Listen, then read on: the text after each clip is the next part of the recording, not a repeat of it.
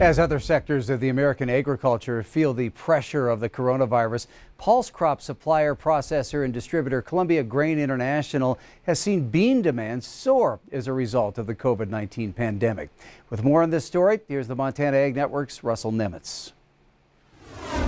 Well, the COVID-19 pandemic has certainly spurred an increased demand for shelf-stable foods, especially beans and lentils grown by farmers in our region. Jeff Van Pevenage is the president and CEO of Columbia Grain International and looks for this demand to continue. People will like them because, one, they're storable. We look at what's going on in the meat industry and the shortages that you have there. These are items that you can pick up and store at home for 3 to 6 months and know that you're going to have them available to you when you're ready to cook.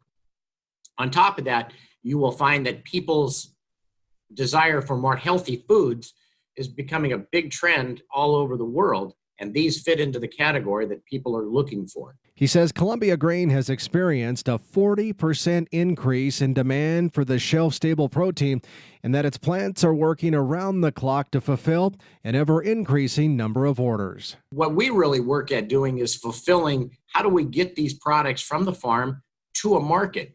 We look at ourselves as market makers, and we're out all over the world talking to buyers and solidifying supply chains so that we can move this product in a timely fashion from producers to the consumers. And he says CGI's investment into new processing plants like the one in Plentywood, Montana, have been beneficial to both farmers and consumers. We've seen change. I got involved in this, Russell, in 2005, and at that point in time, a lot of the product was just going to India uncleaned. And the world has increased its sensitivity towards quality on these crops. So Columbia Grain has been investing into high quality manufacturing processing facilities that will enable us to clean, bag, and provide products that the majority of the world want.